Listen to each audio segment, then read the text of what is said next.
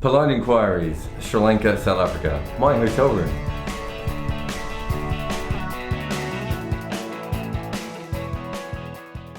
Agaramorphy says, is choke tag will be finally removed from South African cricket dictionary?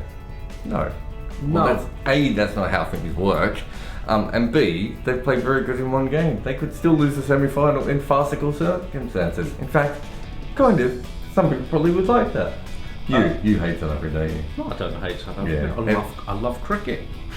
You clearly can't remove that tag yet. They didn't really have an opportunity to choke today because they just played very well. Not every defeat is a choke, and not every victory is an proof anti-choke. that you're an anti-choke. Nice term. So I don't think they can. We haven't seen them in an absolutely must-win game under match pressure. Yeah. So no. Well, let's wait for actual pressure to happen. And as you said, that's not how dictionaries work. Just because a word, something doesn't happen with a word, doesn't mean that word is removed from the lexicon. What is it? Testify.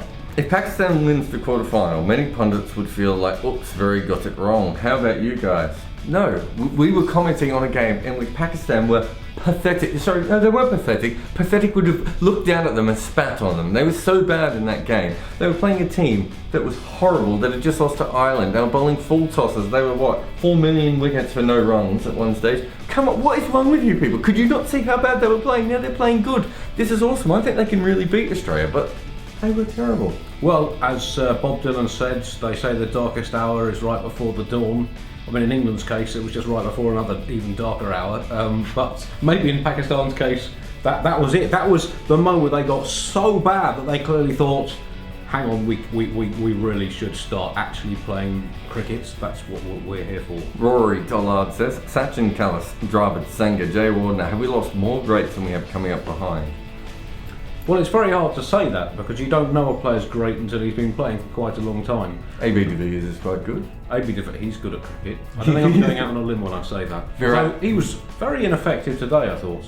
You know, a big game, you want your big game players to come to the party. De Villiers, no runs, no wickets, no catches. No, you're right, Rory. Overrated. There's no greats coming through, clearly.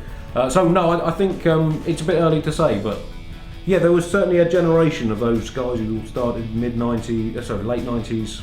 Ravi says, has South Africa performed superbly today or Sri Lanka performed supremely poor? Look, people often ask these questions. It's possible for both of those things to happen simultaneously. Yep. Because South Africa played very well, but let's, we could have got Kushal Pereira out. Yeah, that was one I of think the we worst. might have. I think that was the worst innings of 3 that has ever been played in the history of cricket. He faced 10 balls. He could have been out 8 times. 8, 9, 8. So 12 he was nearly run out. He played and missed 4 times. He had 2 edges, and then he was actually out. So that was the 8th opportunity he had to be out in 10 balls. That is heroically bad batting. He's not the only one. Obviously, there are other players, but they weren't good, Sri Lanka, were they? But games are shaped by what happens in them. So they made South Africa made a good start, and then the events sort of shape the game. It's the same 2 teams play tomorrow.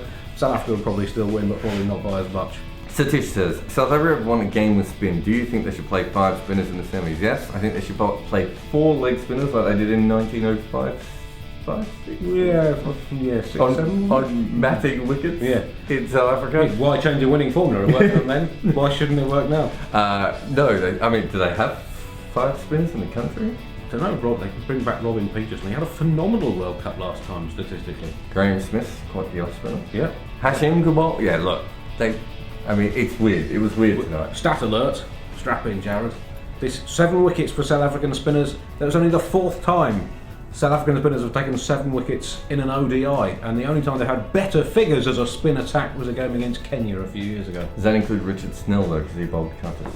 I don't know. It doesn't come up officially as a spinner on Cricinfo. That is the only rule that counts. James says, without Jay Wardner and Sangakkara, will Sri Lanka slip down towards Bangladesh standard? Well, I mean, is someone taking a hit out on Angelo Matthews? I mean, they still have some pretty good cricketers around. But they're not going to be as good for a little while, but that's what happens to certain teams. And England have found the exact same thing. Yeah, since W.G. Grace retired in 1899, it's been downhill ever since, basically. It wasn't that long ago that Australia had a completely different bowling attack that's pretty handy. 6-7. Yeah. I'd prefer to think of 10-11 when they had a very different bowling attack that wasn't quite as. But that's kind of my point. Yeah. Things happen. Look, Sri Lanka have almost as much talent as any cricket nation I've ever seen. They seem to find people everywhere. They just pick the guy that they've never seen before, just because it was fun. No other country can do that. Chris says, if Andy Flower replaces Phil Simmons as Ireland coach, will it be good or bad a thing for Irish cricket? Is this a thing? Is this possible? Oh, I haven't heard that. I haven't heard that either. I thought it was going to be you, wasn't it? No, Scotland coach, obviously. Yeah, he's a very good coach, Andy Flower. I'm not saying he's, I think he would work very good with an associate nation.